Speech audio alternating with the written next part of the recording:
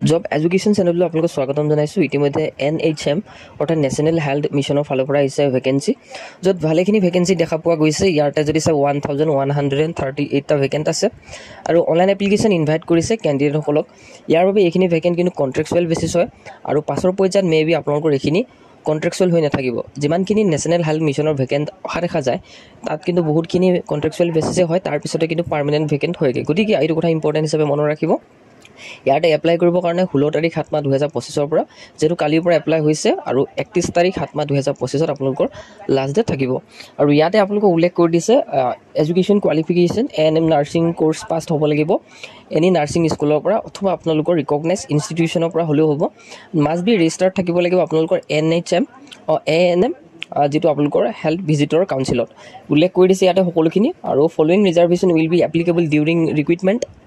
ইয়াতে ভাৰ্টিকেল ৰিজাৰ্ভেশ্যনখিনি যদি চায়, ৰিজাৰ্ভেশ্যন SC কাৰণে থাকিব আৰু ST প্লেনৰ কাৰণে থাকিব, STP অৰ্থাৎ, আৰু STHৰ কাৰণে থাকিব, আৰু অদাৰ বেকৱাৰ্ড ক্লাছেছ OBC অথবা MOBC কাৰণেও থাকিব ইয়াতে। আৰু ৰিজাৰ্ভেশ্যন থাকিব টি ট্ৰাইবছ আদিবাসী কমিউনিটিৰ কাৰণে, যিটো আণ্ডাৰ OBC কেটেগৰী হ'ব লাগিব। আৰু লগতে হৰিজেণ্টেল ৰিজাৰ্ভেশ্যন যদি চাই, ইয়াতে হৰিজেণ্টেল যিসকল PWD পাৰ্চনছ উইথ ডিছেবিলিটিছ হয়, আৰু ৰিজাৰ্ভেশ্যন ফৰ ওমেনৰ কাৰণে থাকিব, ৰিজাৰ্ভেশ্যন ফৰ এক্স ছাৰ্ভিচমেনৰ কাৰণেও থাকিব। আৰু টি ট্ৰাইবটো নতুনকৈ ইনক্লুড হৈছে জানে আপোনালোকে, আৰু আদিবাসী কমিউনিটিসকলৰ কাৰণে এইটো এটা বহুত ভাল সুযোগ হয় তেওঁলোকৰ কাৰণে। কেটেগৰী ৱাইজ ডিষ্ট্ৰিবিউশ্যন যদি চাই, আনৰিজাৰ্ভৰ কাৰণে 779। এতিয়া বহুতে ক'ব যে OBC MOBCত ভেকেণ্ট নাই, গতিকে আমি এপ্লাই কৰিম নে? এপ্লাই কৰিব, কাৰণ ইয়াতে যদি আপোনাৰ নাম্বাৰটো বেছি হয় দেন আপুনি আনৰিজাৰ্ভ কেটেগৰীতে চাকৰি পাই যাব। গতিকে অ'পেন কেটেগৰীত ভেকেণ্ট থকা মানে সকলো কেটেগৰীৰ কাৰণে এইটো এটা সুবিধা, তাৰ ওপৰত আপোনাৰ নাম্বাৰটো ডিপেণ্ড হ'ব। আৰু ইয়াতে হৰিজেণ্টেল ৰিজাৰ্ভেশ্যন আছে, ভাৰ্টিকেল ৰিজাৰ্ভেশ্যনো আছে, যিখিনি কথা মই আগত ইনক্লুড কৰি দিছোঁ আপোনালোকক, আৰু এজ পাৰ গভৰ্ণমেণ্ট নৰ্মছ অনুসৰি এইখিনি ইনক্লুড কৰিছে। আৰু এজ লিমিটটো আপোনালোকে যদি চায় 18 পৰা 40 বছৰ বয়সলৈকে ইয়াতে আপোনালোকৰ আছে। আৰু লগতে ৰিলেক্সেশ্যনো ইয়াতে পাব, যেনেধৰণে ৰিলেক্সেশ্যনখিনি উল্লেখ কৰি দিছে। SC ST 5 বছৰ, OBC MOBC 3 বছৰ, PWD কেণ্ডিডেটসকলৰ কাৰণে 10 বছৰ। অ'পেন কেটেগৰী আনৰিজাৰ্ভৰ কাৰণে maximum এজটো 40, OBC MOBC 43, SC STP STH 45, PWD কাৰণে 50 years। আৰু লগতে ইয়াতে আপোনালোকৰ zone wise detail of district, কি ডিষ্ট্ৰিক্টৰ কাৰণে Barak valley, central Assam, lower Assam, north Assam and upper Assam উল্লেখ কৰি দিছে। ডিষ্ট্ৰিক্টকেইখন আপোনালোকে চাই ল'ব ভালকৈ। Zone wise preference may be given at a time of posting. Zone wise আপোনালোকৰ প্ৰেফাৰেঞ্চ দিব পাৰে পষ্টিঙৰ সময়ত বুলি উল্লেখ কৰিছে ইয়াতে। এপ্লিকেশ্যন কোনো ধৰণৰ পেইড কৰিব নালাগে, গতিকে ফ্ৰী এপ্লাই হয়, এপ্লাই কৰিব পাৰিব। যদি এপ্লাই কৰিব নোৱাৰে দেন আমাৰ লগত কণ্টেক্ট কৰিব।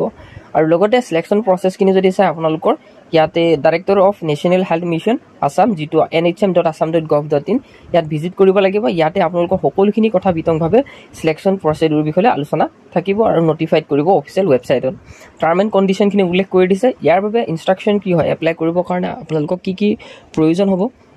যদি ইনকমপ্লিট হৈ থাকে এপ্লিকেশ্যন, ৰিজেক্ট হ'ব উইদাউট গিভিং এনি প্ৰায়ৰ ইনফৰমেশ্যন। যদি আপুনি ইয়াতে কাৰেকশ্যন কৰিম বুলি ভাবে দেন কাৰেকশ্যনটো পচিবল নহয়। ফাৰ্ষ্ট আপোনালোকে ছাবমিট কৰোঁতে ভালকৈ ফাইনেল ছাবমিটটো কৰিব, তেতিয়া আপুনি শুদ্ধভাৱে সকলোখিনি থাকিব। যদি আপুনি ভাবে যে ছাবমিট কৰি দিলোঁ আৰু এপ্লাই কৰা ভুল হৈ গৈছে, দেন এইটো পচিবল হ'ব নোৱাৰে কেতিয়াও কাৰেকশ্যন কৰিবৰ কাৰণে। আৰু কেণ্ডিডেটসকলে মাষ্ট বি আপলোড কৰিব লাগিব, must be upload supporting documents, যিখিনি ইয়াতে অফিচিয়েল ৱেবছাইটত উল্লেখ কৰিছে, যেনে education qualification, experience and order relevant ডকুমেণ্টছখিনি ইয়াতে দিব লাগিব। এজ লিমিট আপোনালোকৰ কেলকুলেট হ'ব on the basis of matriculation SSLC admit card. SSLC admit কাৰ্ডৰ অনুসৰি মেট্ৰিকুলেশ্যন অনুসৰি আপোনালোকৰ এজ লিমিটটো কিন্তু ইয়াতে হিচাপ কৰিব। Pass certificate issued by a recognize board হ'ব লাগিব অথবা কাউন্সিল হ'ব লাগিব। আৰু ইয়াৰ বাহিৰে no' other document shall be accepted in lieu of the mention document. ইয়াৰ বাহিৰে একো ডকুমেণ্ট আৰু একচেপ্ট নকৰে। আৰু ইয়াতে number of vacancy may vary at the time of recruitment, অৰ্থাৎ আপোনালোকৰ এইখিনি ভেকেণ্ট বঢ়াৰ পচিবলটো আছে। গতিকে ভেকেঞ্চিও বহুত বেছি ভাল হয়, আৰু এট দ্য টাইম হয়তো এইখিনি পাৰ্মানেণ্ট হ'বগৈ। চ' গতিকে আপোনালোকে কণ্ট্ৰেকচুৱেল বুলি ভাবি নল'ব যে কণ্ট্ৰেকচুৱেল বুলি আছে বুলি। গতিকে এপ্লাইটো কৰক। যিসকল ANM হয় তেওঁলোকৰ কাৰণে এইখিনি সুযোগ বহুত বেছি ভাল আহিছে।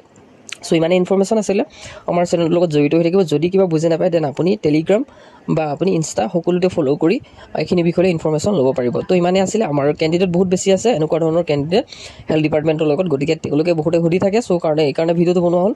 ইমানে আছিলে ইনফৰমেশ্যন। যদি কিবা বুজি নাপায় কমেণ্ট ছেকশ্যনত জনাব।